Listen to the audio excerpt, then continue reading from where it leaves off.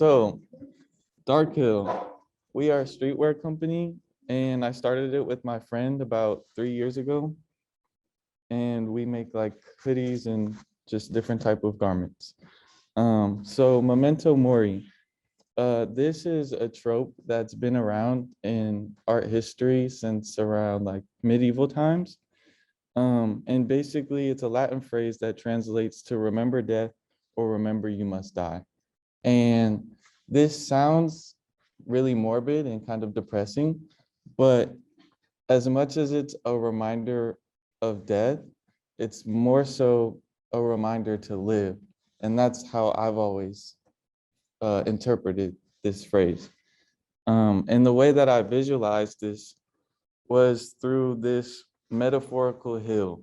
So the way that I envision it is life is kind of like a hill, basically starting with birth at the beginning. And at the climax, we have life, all of the good stuff. And then at the end, the inevitable, which is death.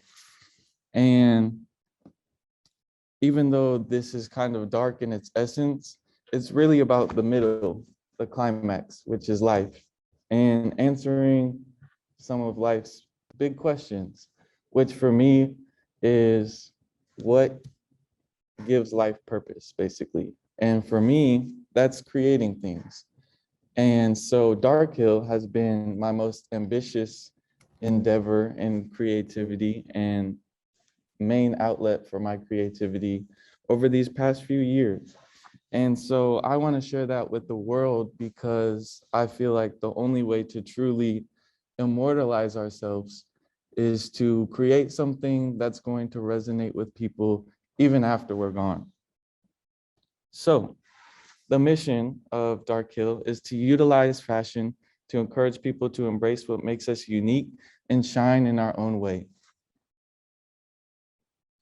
The aesthetic behind the brand is mainly inspired by skateboarding culture, rap music, and punk bands. So I grew up skateboarding, and I did all the way throughout middle school and into high school, and it's always inspired my own fashion sense and kind of given me a sense of individuality, like in my own way. So those are the main inspirations that I draw from when creating designs for Dark Hill. So the process for this project, I began with the first logo development chart, and I started generating ideas, mainly the initials and written characters. And I kind of went from there and then went on to these sort of typefaces over on the right, where I was experimenting with sort of the graffiti style. And so for my first concept, I created this sort of Old English DH, and it was mainly inspired by Chrome Hearts, which is a brand that utilizes a lot of Old English fonts, and it's very popular amongst like rock stars and streetwear enthusiasts. For my second concept, I wanted to really incorporate the idea of this star because I want people to embrace what makes them shine and what brings light into their life. So for this logo, I incorporated the D and the H into the star um, to kind of like tie it into the brand as well. For the third concept, I did this sort of graffiti typeface written out. And so I decided to stick with the star because I felt like it was the best representation of the messaging behind our brand, and also incorporating design elements for what we're all about. So I decided to keep it monochromatic because we're all the same, just like these are the same shades of purple, but we're different at the same time. And we should all embrace what makes us unique in the same way that these shades of purple are also different. And here's the black and white version. And this is what the logo would look like in use. So these are my deliverables. The first one is on our social media. You can see the logo on our profile picture. And then next, you'll see it on our website homepage.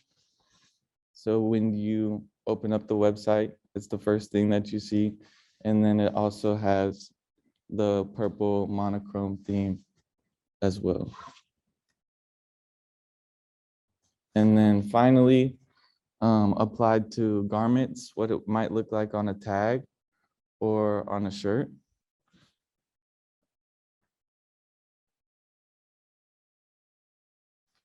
And our slogan is find your light. So for me, Dark Hill is what makes me feel like I have purpose. And I want to share that with everybody else and help them find what makes them feel fulfilled. So find your light is basically like the best way that I could represent this idea through a slogan. And it also ties into the star logo.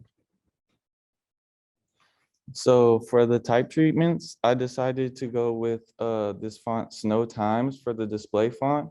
And I chose this because I wanted something that was distressed and really embraced the punk aspect of our brand, but still maintain a good level of recognizability and readability. And for the second font, I wanted to choose something that was clean and representative of like mainstream fashion culture, because this is really where the two like counterculture and mainstream fashion meet is here at Dark Hill. And the colors that I chose were Pantone 265 and 266.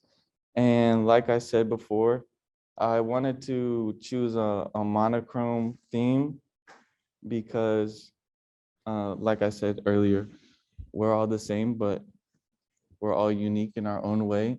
And also I chose purple because it was reserved for royalty. And I feel like we're all rulers of our own universe and masters of our own fate. So that's why I chose purple. And how I will utilize the visual identity. The approved typefaces will be reserved for the website, company documents, and social media. And the color version of the logo will be for the website, social media, and garments specifically. Thank you.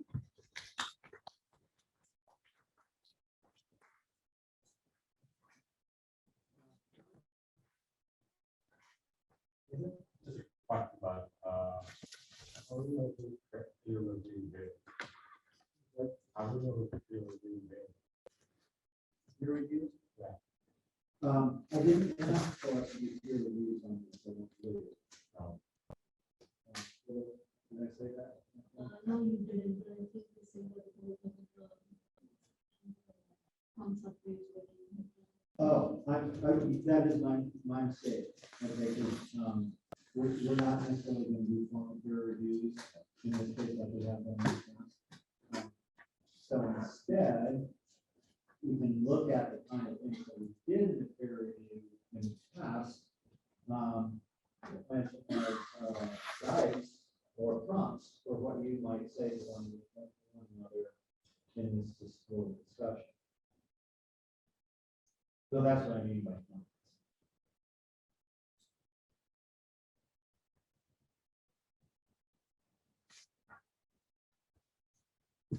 Yes.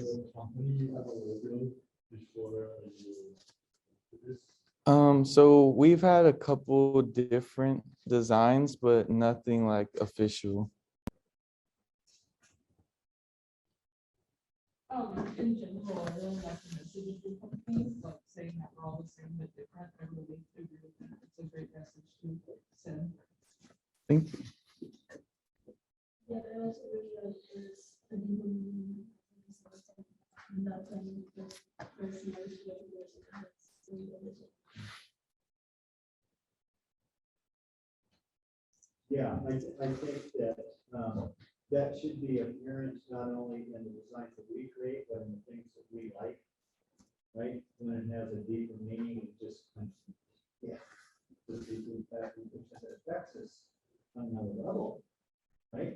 You know, but sometimes I might describe it as well as an emotional level, or I might say something like it gets to your heart or a soul, or that's something, you know, there's a variety of ways to sing. But I think the way you just explained it here, in leading up to what we did and why you exist as a company and what you're trying to do with this, you said it in some really good ways. Historically, you referenced this Latin phrase, which, by the way, since you do like that, you should look at ours and back.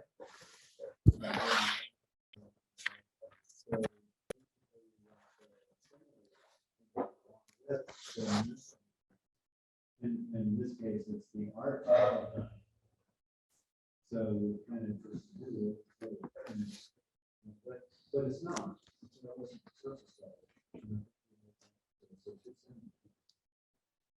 There was a corresponding version of ours with the end, but the ours with the end. So anyway, you did it historically. We did it. We talked about in your slogan. We talked about it in terms of your choice of color. You know, so a variety of ways that you're expressing them, deeper meaning, why you exist, what you want to accomplish, it's something. So that is absolutely. I think it's to a certain degree easier because it's your company to do that. On the other hand, what I want to hear is that that's what we want to try to find out about from any company that we work with. You know, as a designer. So, like those questions that I gave you, that you would normally ask another person as a client or owner of another business, it's with this purpose in mind, to try to get to that level, to try to understand from their point of view why they're doing what they're doing, why they're passionate about what they're doing.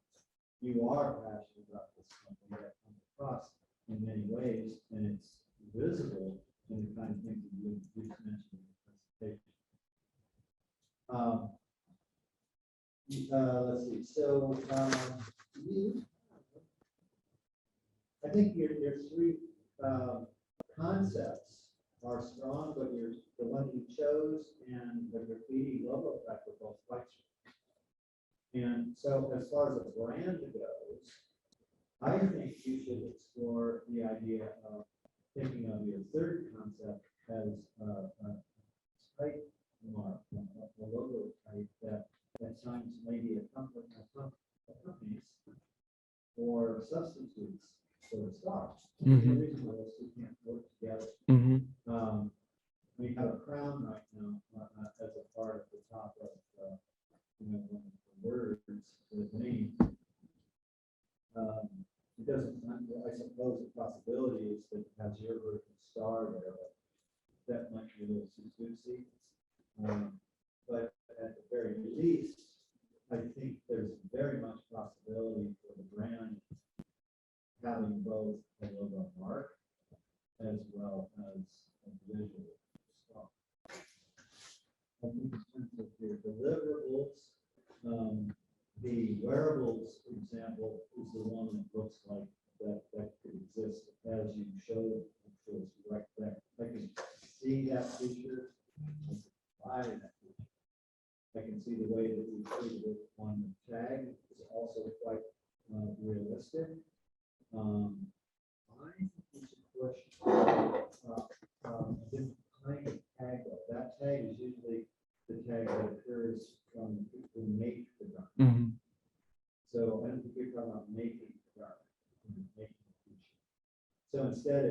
the tag that's on that thing when you buy it after you branded it, Right. so that, it's a different type of tag. Mhm.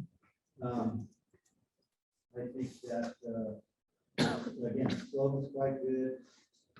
There's a little confusion on the type, and I kind of expected this probably from more than just you, but when we specify the type, and it's a little different for you, say you, the client, the designer and the client.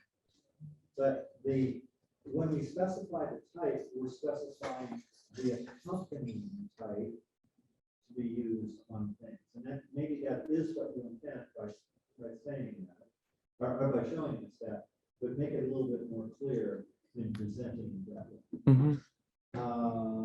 And just a little thing that it's the next version of color.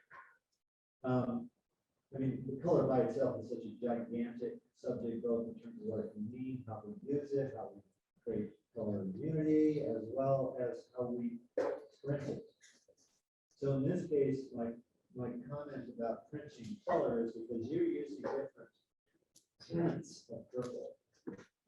So I love the fact that you found matching Pantone solid colors for each of those. So that's wonderful.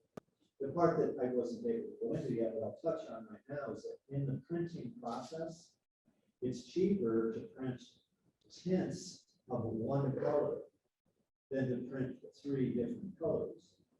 So when you've indicated are 3 separate spot colors, they're related by value, but they are 3 separate colors. So since they're specified that way, they would be printed that way, and we would require going through, especially on the paper print versions of things, it would require going through that press 3 times.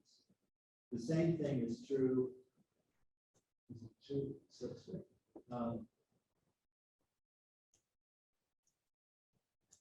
Could be. Silkscreen could be 3 separate screens, or it could be one. Yeah, that's a little tricky part there. And you do screen printing, so yeah. The point I think I'm trying to get to is mostly printing to paper. So I can have a business card that goes through and gets printed, and it goes through one time only, because each of those lighter shades of purple will be tinted of the main solid color. So we need more of an explanation, see examples to do that well. It's fun.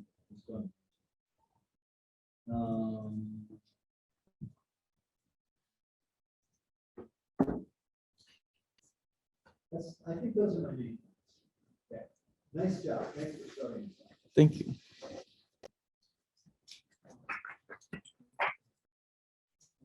So, Mary?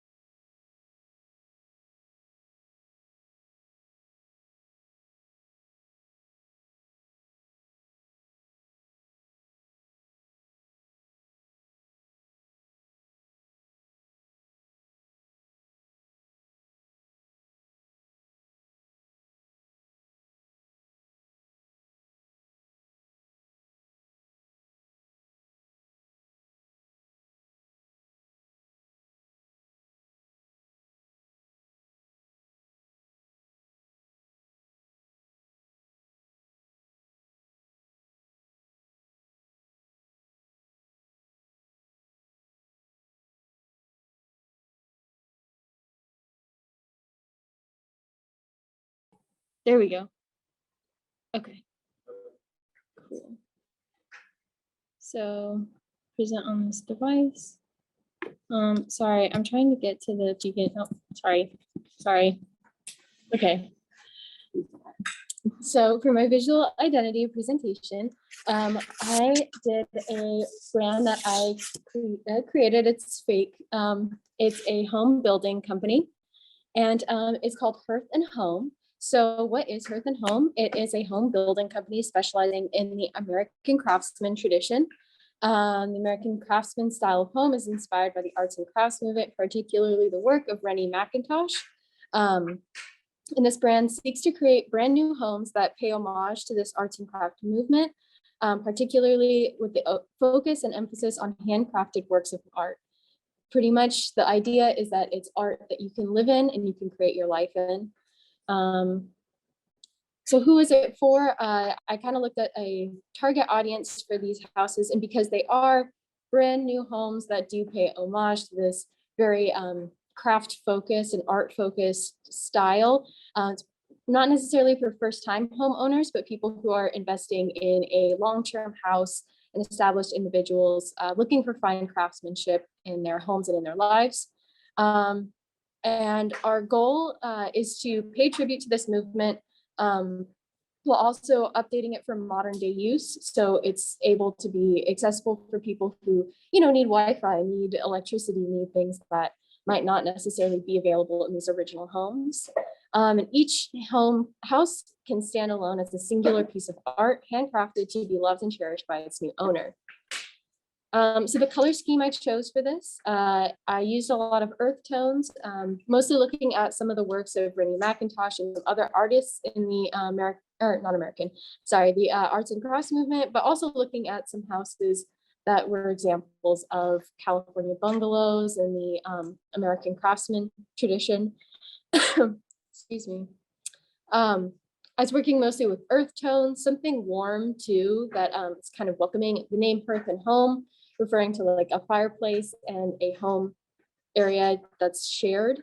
So I just wanted to inspire a feeling of warmth and home in the viewers. I messed up with the Pantone, so all I have is the hex codes, unfortunately. So for the slogans, I kind of wanted to do something off of the word hearth, because that is one of the big focuses of this. And the slogan that I chose was "Home is where the hearth is," or hearth is, as I feel like it encapsulates this idea of home and creating a comfortable environment for people to live in. Additionally, excuse me. Additionally, the hearth and the fireplace, from when I was researching some houses that are made in that American craftsman tradition, a lot of them included fireplaces as a communal area, and it really stuck with me. So I wanted to also use a phrase that was probably familiar with a lot of people, which is "home is where the heart is." So this was the phrase that kind of stuck with me, and I chose "moving on," and that kind of inspired my designs from there. So here's some of my sketches kind of working that way. I used the outline that we did in class. I can't remember which design interview questionnaire it was, but I used something similar to that. And excuse me, that was my first original brainstorming session. And then the one on the right is more refined ones that led to my finalized decisions. And here are the three final logos I came up with. So the first one was inspired by the font created by Rennie McIntosh. It was a typeface. I can't remember the name of it, but it was kind of created by him, and was inspired by some of like chairs and some of the architecture involved in those houses. I also used that font in a different way in a second logo. And my third logo includes more of the visual element of the actual hearth or fireplace. And a lot of this art style was really interested in finding balance. And so I wanted to make sure all of these designs kind of prioritize that. So the first two definitely are focused on ensuring balance in all parts of it. But especially the fireplace, because I think it showcases like not only balance, but also strength because it looks fortified. And here it is with color. So using some of the colors that were in the color scheme, kind of that golden green, like fire and wood and forest. So I'm so sorry. I don't know why these say sketches on the top, so please ignore that. But here were 3 of my deliverables. I printed them out as well. An idea I had was they're very small, but having postcards. So when people have their new home, after it's finished, getting a photo taken of that and given to them as a postcard, something that they can frame in their home or honestly send to other people as a marketing strategy. So these are some sample images I found off Google. And it just includes the slogan as well as the brand icon or logo on there as well. So again, it's the sketches, I'm sorry. Another idea I had for the deliverable, all I have is like this piece of paper, but I thought it'd be interesting to have like a gift box left for the new homeowners when they got there, something just sitting on the front porch as like their first housewarming gift. Something that included candles, the postcards, a thank you note for choosing this brand, something to help make this house feel more like a home because it is called Hearth and Home. And the last thing I have is business cards. So they all have there's 3 different versions with like the white and the black logo on the back in different ways. And then on the side that has the information with the person's name, it would be black with white text. So I didn't include on here the visual identity brand guidelines. I did print it out, so I have a copy of it. I don't know if I should go over it, but it just goes over the typefaces I used. For headers, it would be PT narrow, something sans serif to kind of and have it spaced out. The other thing was I used Garamond, although it's like an old style type of font. I thought just for a lot of documents and for accessibility and readability for people who might be interested, it looks very mature and readable. And I also included that they should be used in black and white, just things like that. Paper use, 250. I don't know I don't know if it's grams. I don't know. Anyway, just specifications on color, paper usage, and pictures. I don't know if I should go over all that, but yes. If you want to pass any of those things around, that'd be okay. Okay, yeah, I can, these are just the explanation and the brand guidelines, if anyone's interested. I know I have a cough, I'm not sick. I got tested yesterday. It's okay, I had a cold like 2 weeks ago, but my body just doesn't like things happening to my lungs, so. So that's good, you know, it's very good to pass the things around Mhm. pre-COVID. But since we do have that concern right now, maybe pass the hand cleaner, pass that around after, you know, along with. Thank you. But yes, so that's my presentation. Thank you.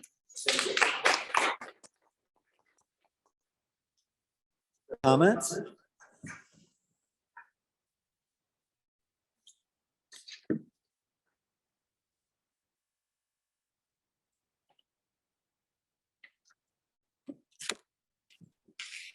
I really like your first logo with the 2 H's in the and, like encircling them both. I think that's really cool, and it provides like the intertwinement of both like Hearth and Home. I think that's really, really. Oh, thank you. Mhm.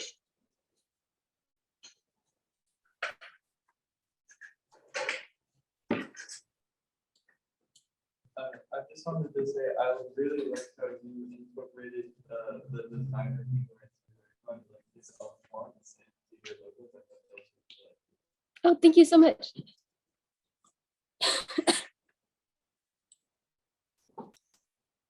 Yeah, I'm kind of, you know, you guys can jump in with comments at any point.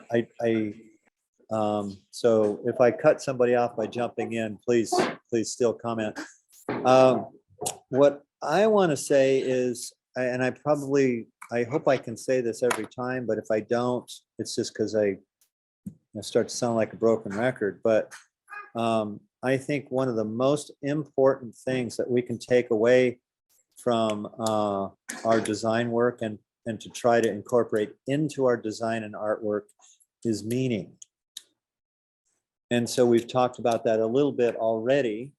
Sometimes I'll say that I'll use the word integrity because it creates integrity behind what we create. It's not frivolous. It's not just decoration. Design should have integrity. It should not be simply decoration. Unfortunately, most people who are not designers have a different feeling about what design is. They feel like, oh, now we need a designer to come and make it look pretty. And yes, the aesthetic is important, but for it to be design, it has to have meaning. It has to have integrity behind it. It has to have reasons for why it looks the way it does. So again, I don't want to continue to sound like a broken record like that, but I am very happy to see you guys talk about what you've created with that kind of making that kind of point with your work. It's great. So let's see. Justin already made the point of, like, with on your first concept there, using a typeface that being inspired by a typeface used by one of the designers that you look into. So you all should know the name Rene McIntosh. So he's was a Scottish designer. He was part of a group called The Four. He's also in that group, was a group of 4 people as students. They went through school together and they just had common ideas. So they formed their own little design group. You could do that. Whether it happens to be 4 or 2 or 3 or 10 people, it's kind of like making your own little design company out of people you're going to school with. That's what they did. They refer to themselves as The Four. They went to Glasgow School. And so sometimes they are also collectively known as the Glasgow School of Design. So I'm throwing in a little design history for us just because it's there. And at any rate, that's part of the integrity behind what you did, as well as the larger movement of the arts and crafts movement. We have arts and crafts style architecture that's all around us. Sometimes in California, it's referred to simply as the bungalow style, but there are other versions of it as well. And so we see the arts and crafts movement not only in architecture, but in high quality bookmaking, and in many other crafts that are taken to a high level, whether it's ceramics or metalwork or whatever it might be. So that's kind of what we're talking about when we say arts and crafts movement. And then all the things that you mentioned as inspirations or goals for this home building company, as a way of still appreciating and pushing those kind of goals and that kind of building in the homes that they create or modernize. And so that's really strong. It comes across in the way that you've drawn things, the typefaces that you've used, the way you put them together with that kind of care. So I want to just point out one, I'm going to come back. So the fireplace, the style of that fireplace is not just the drawing of a fireplace. That's a specific kind of style that comes out of this arts and crafts look. And so I just make that point because that's what we're talking about, not only with the choice of letters, but also in the way we might draw something. It's that attention to detail. Okay, so let me talk about one other little part here, and that is the name, the Hearth and Home. And then using that, the way that you led us through a brief part of your choice, your generation of different slogan ideas and how you chose the one you did, because it's playing off a phrase that we might reasonably, or your target audience might reasonably be expected to have heard. But it's a little twist or turn of a phrase there to make it unique for this company. So, all of that is quite good. My question, though, is I thought that you had said your slogan was "Home is where the hearth is," but I'm seeing hearth plus home here. Am I wrong on that?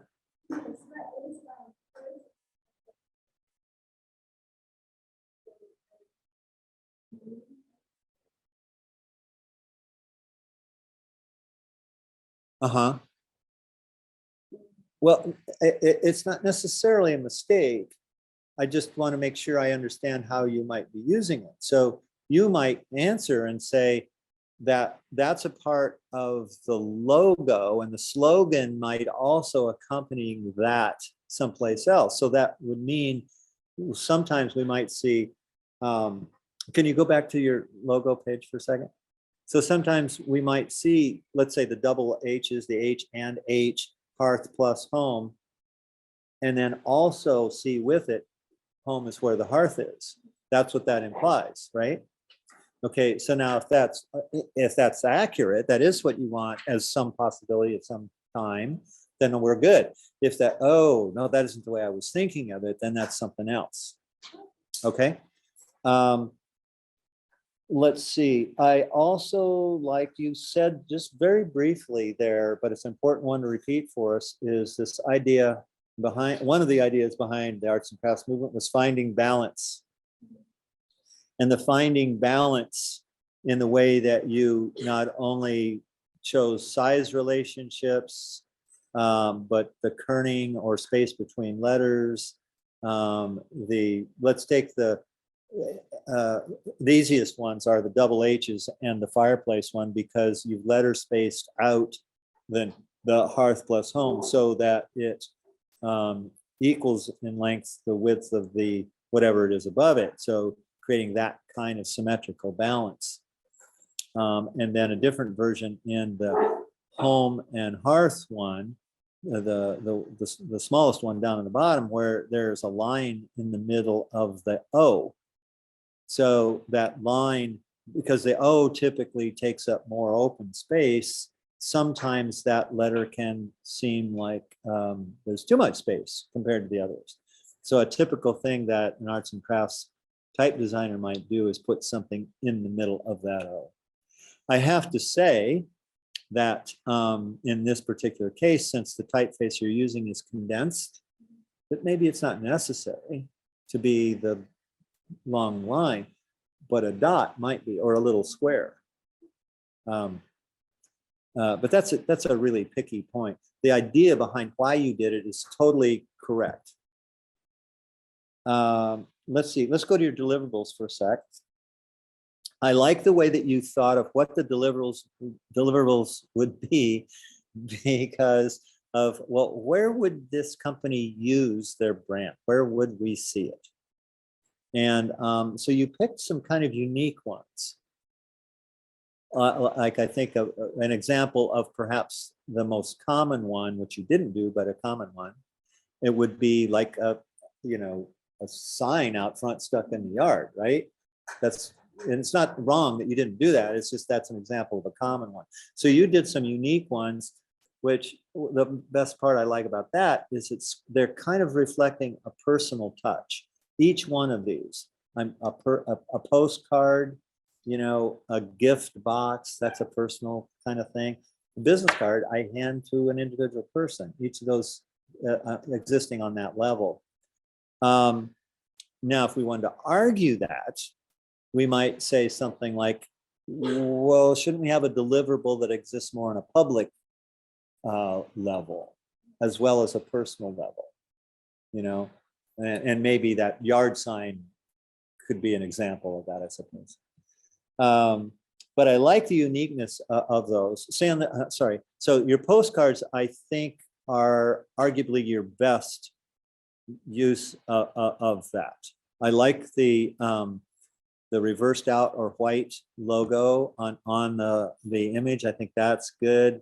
You're showing us that you can vary where those are positioned depending upon what the image is. So I think that's all good. Can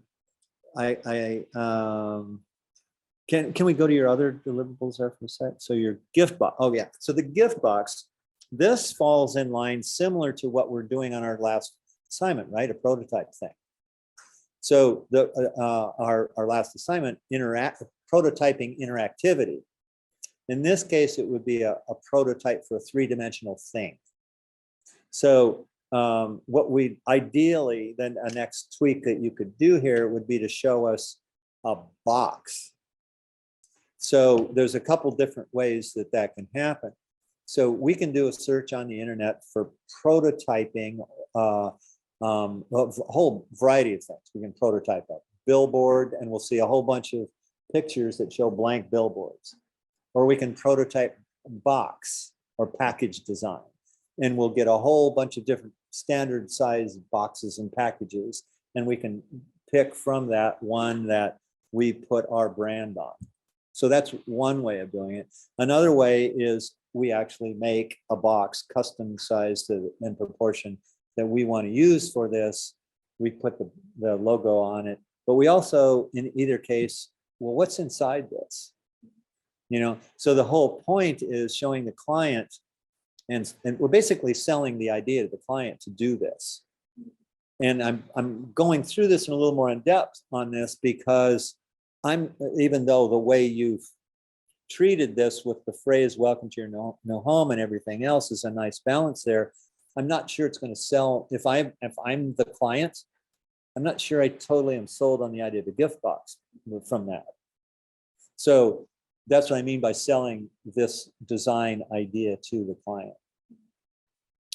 And let's see, did I have anything else? I think that's my main ones. Again, nice job presenting for sure. What time do we have? Where are we at here? 3:16. Okay, so we're okay here. Yeah. So, all right. Margarita, you want to take over?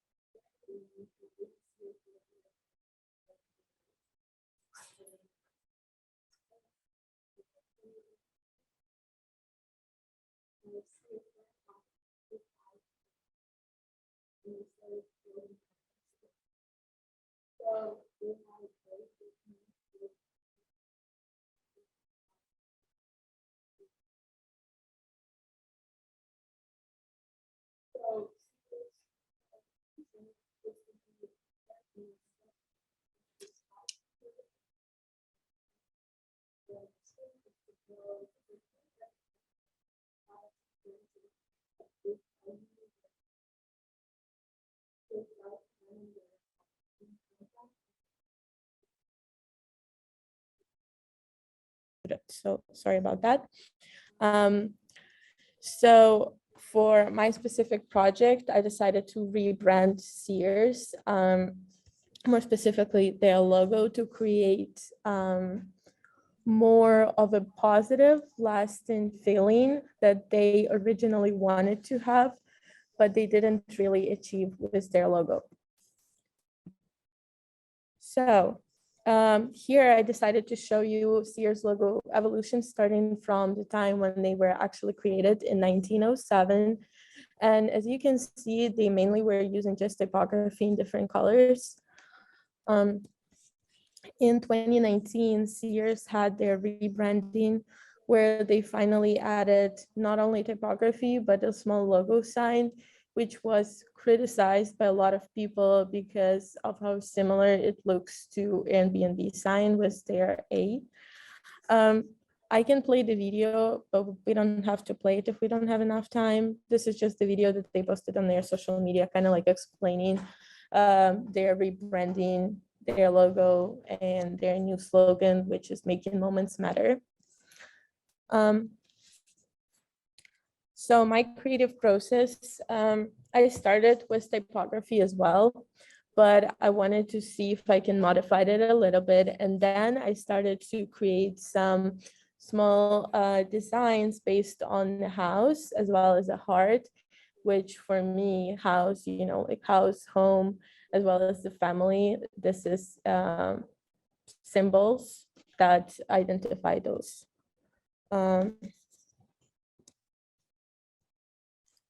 So for my new logo concepts, I made these two and I decided to show it to you in 3 different colors because something that I found extremely interesting is that even though the colors, the sizes are the same, the feeling that it gives you is different. Like when it's in white, it seems like the actual design is bigger compared to black one or blue one. And this is the 3rd one, and this is the logo that I decided to go with. That's why I'm showing it in a bigger and a smaller version. It incorporates Sears S, as well as the house and a heart. And their new slogan is "Where Home Begins," because I really wanted to try to create something that goes along with their mission and vision that they were originally really trying to accomplish, but they were not able to. And I believe with such a new logo as well as slogan, they will be able to build new relationship with new customers because it creates a little bit more of a welcoming and warmer feeling. So here, just the same logo as well as the slogan in different color. And the reason why, I'm gonna go over it later, but the reason why I'm picking these colors is because those are colors that Sears are using originally, and in the rebranding of a company, it's not gonna be good to change colors completely because then we would lose connections that we have with our previous customers. So here I created my first deliverable, which is a front of the store. I used a mock-up for it, which unfortunately changed the color a little bit because it was supposed to be more white. The second one is a billboard with Sears logo as well as their new slogan that can be located in different locations where their stores still exist, as well as their Facebook page, with a new logo, and new logo with the slogan on the header of the Facebook page. So some of the branding guidelines would be the color scheme. As I said before, I would be using the same colors as Sears are using already. With their 2019 rebranding, they decided to add a little graphic with new colors. But in my personal design, I decided not to use them and focus on the 3 colors. So then for typography, I chose, I might pronounce it wrong, Helvetica, hopefully, bold for header, and then regular for subheader, and Giorgio for the paragraph, which can be used on their website. So this is just some adjustments that I did when I was actually creating their logo and slogan. I was changing tracking in order to create like a better feeling when they're all together. So logos, do's and don'ts. So this is my intentions of using their logo, and the reason why I'm using the graphics as well as Sears typography is because I think by removing Sears and just using the new graphic, it might be confusing to new customers.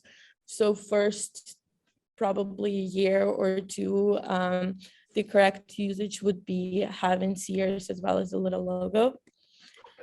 And just I created that using the wrong color, you're not supposed to do that, and you're not supposed to crop the new logo as well as rotate it. And this is it. Any questions?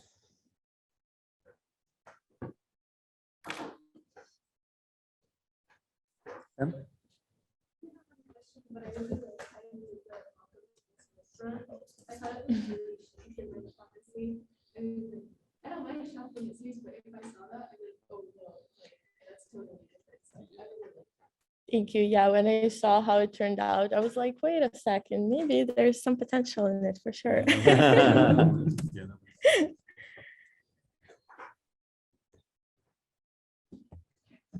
Another one? How about somebody who hasn't commented yet? Even though it's like three different elements in one images, how like you're able to keep it simple and also show every single one in a movie. Thank you.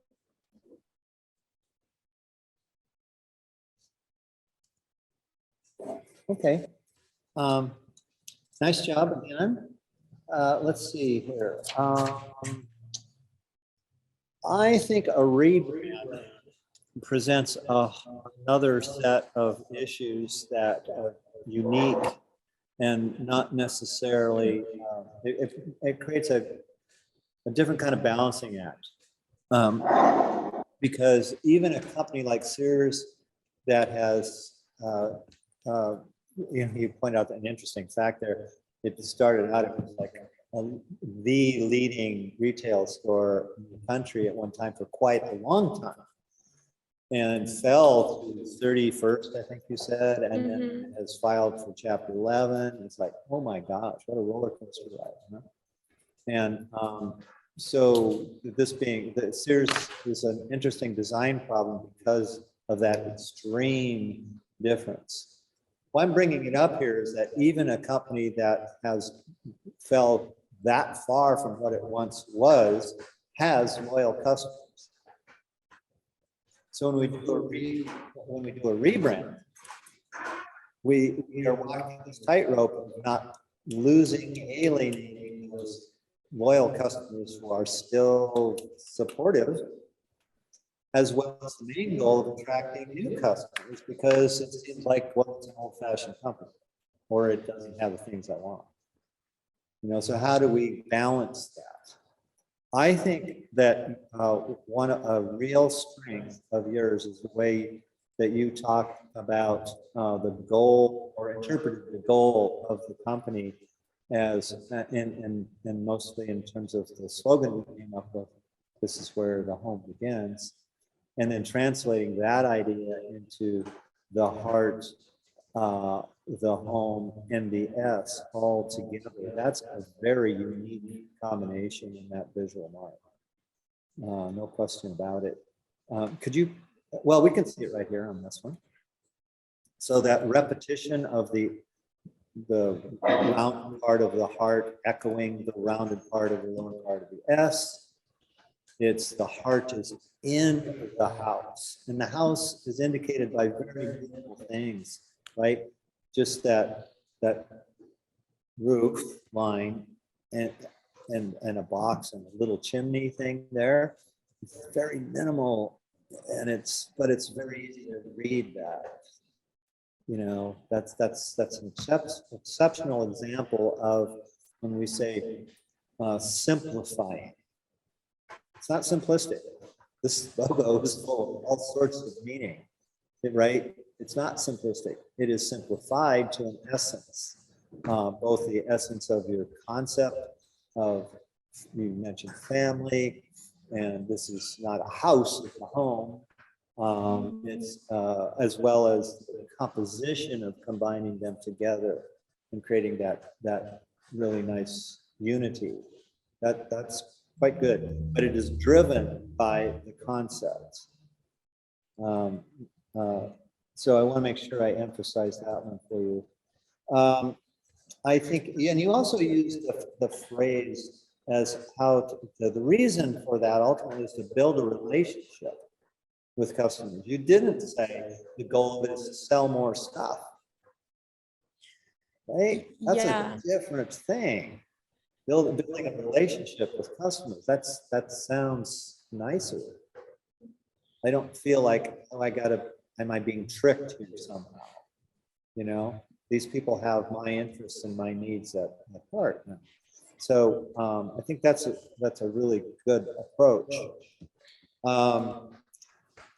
I think that it's great to see that you went out there and I don't know if you've done this before, you'll have to tell me, but tried to use some prototyping tools out there for a mock-up. Mock-up would be better. A mock-up for a billboard and a storefront, and then tried to put your logos into that. And so that's excellent to see that. I think you did a pretty good job with it. I think that the one where you said that, and you'd ask me right for this one, where parts of it is not coming through. Why is that happening? That's a technical glitch. You know, you could do exactly the same steps again and have it turned out as fine. So, but overall, we can all see that, wow, that looks like it's actually there, right? This is upping the game. It looks good. My main little comment, is on, can we go to the one that has the logo mark and where home begins? Yeah. So you've used the typeface Helvetica. Yeah. Helvetica comes out of a period of time where it was the goal of visual identity to remove the personal feeling. It was a part of brands of many huge corporations and companies from the 50s, 60s up into the 70s. You know, almost all of those gigantic companies used Helvetica in some way, shape, or form. So on the one hand, if its strength is that it implies clean, corporate, professionalism, that kind of thing. The downside is it does speak to me personally because it's on purpose. It's not supposed to. On purpose, it's supposed to seem neutral in the middle. Okay, so I think that's okay to continue the brand. If I get back to that idea, since we're a rebrand, we have to continue a recognizability factor for people that have and are still customers for us. So I think that's a smart choice.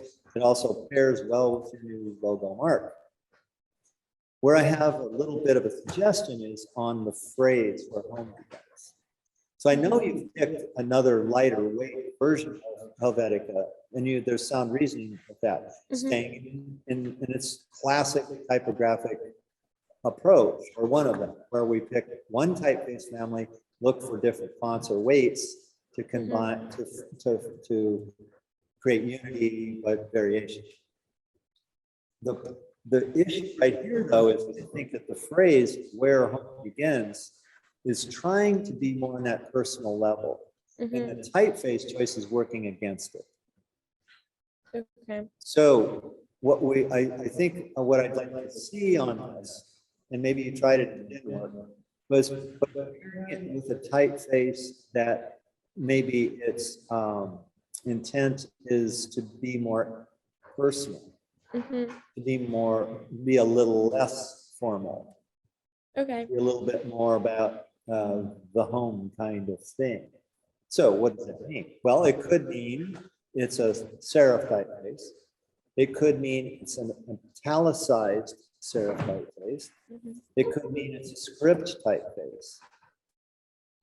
You know, any of those would be possible things where the pairing of that makes the phrase a little more powerful. Because right now the power of that is somewhat weakened because that's other than that, I think you did a really nice job leading us through the whole thing, the whole presentation of your project. It's great to see a rebrand with a company like this. I'd like to see him use it. I think we talked a little bit about, well, Sears has had a number of rebrands to try and save itself. It really realized that it needed a rebrand to do that, but I don't think it followed through with the way that you were thinking and we were talking as a group here of getting that feeling back in there. That's what we want, right? I mean, who doesn't want that in anything? Not just Sears, but we don't want more corporate indifference to us. We want to feel like we're an individual. Well, that's just where we are. And so to try and get that in there is what Sears has not done in their recent rebrand. So nice job. Thank you. Okay, I think we have